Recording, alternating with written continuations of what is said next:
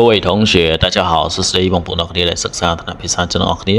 បាទអញ្ចឹងនេះយើងនឹងបន្តជាមួយនឹងថ្នាក់ភាសាចិនបន្តទៀតបាទបងប្អូនអរគ្នាកុំភ្លេចកត់មេរៀនហើយនឹងអានមេរៀនអរគ្នាអញ្ចឹងនេះយើងមកសិក្សាតាក់ទងទៅនឹងពាក្យហើយនឹងប្រយោគបាទអូខេអញ្ចឹងពាក្យទី1ដែលយើងត្រូវសិក្សានេះគឺមានពាក្យថា但是បាទ但是ក៏ប៉ុន្តែបាទពាក្យ但是ពាក្យ但是មានន័យថាក៏ប៉ុន្តែអញ្ចឹងយើងក្រឡេកមើលប្រយោគខាងក្រោម我想去但是没有钱បាទអញ្ចឹងពាក្យនេះគឺមានន័យថាខ្ញុំចង់ទៅប៉ុន្តែគ្មានលុយទេបាទ我យើងមានន័យថាខ្ញុំ想គឺមានន័យថាចង់想去ចង់ទៅបាទ我想去ខ្ញុំចង់ទៅដូចយ៉ាងណា我想去金边啊我想去市场我想去超市អានឹងគឺយើងសិតតែប្រើពាក្យ想去កន្លែងហ្នឹង我想去我想去玩ខ្ញុំចង់ទៅដើរលេងអញ្ចឹងទៅបាទពាក្យថា但是ក៏ប៉ុន្តែ没有មានន័យថាគ្មានឬមិនមានទេបាទ我没有បាទ但是没有钱មានន័យថាលុយបាទ钱បាទ我想去但是没有钱我想去但是没有钱បាទយើងក៏លេខមកមើលប្រយោគទី2របស់យើងបាទពាក្យទី2គឺមានន័យថា数量បាទ数量គឺមានន័យថាចំនួនពាក្យថា数ក៏យើងអាចប្រើពាក្យចំនួនដែរពាក្យ数មួយម៉ាត់គឺយើងអាចប្រើថាចំនួនហើយពាក្យថា量នេះគឺមានន័យថាការវាស់បាទអញ្ចឹងគឺមានន័យថាដល់ពេលយើងប្រើពាក្យពីរនឹងចូលគ្នាគឺមានន័យថាចំនួនបាទ数量បាទចំនួនបាទ还差多少数量បាទ还差មានន័យថានៅខ្វះបាទនៅខ្វះកន្លែងហ្នឹងណាបើសិនជាយើងប្រើពាក្យ high មួយម៉ាត់យើងបកប្រែថានៅឆាគឺមានន័យថា on ឬក៏ខ្វះខាតអីចឹងហ្នឹង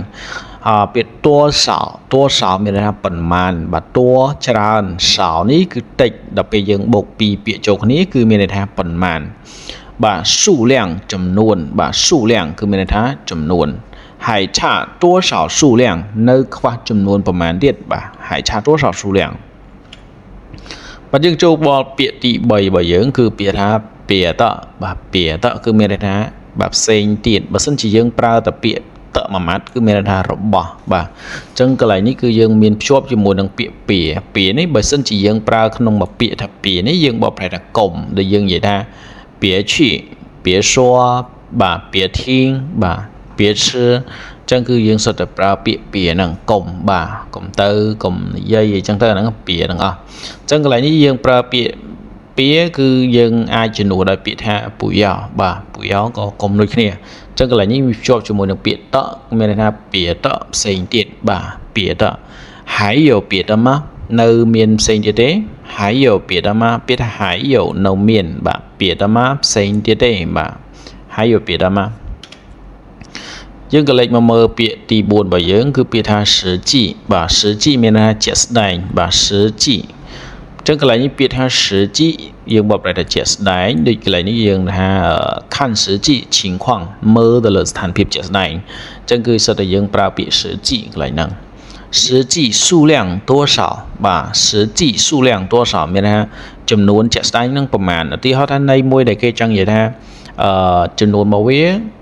800ឧទាហរណ៍ណា800អញ្ចឹង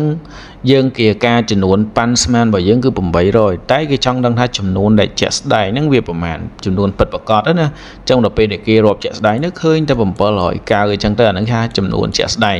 អាហ្នឹងគេហៅថា实际数量បាទអញ្ចឹងកន្លែងនេះគេដាក់ថា实际数量多少ចំនួនជាក់ស្ដែងហ្នឹងគឺប្រមាណអូខេអញ្ចឹងមេរៀនថ្ងៃនេះខ្ញុំសូមបញ្ចប់ដំណឹងកុំភ្លេចកត់ហើយនឹងអានអ្នកនរគ្នាសិស្សតាចាចាជៀន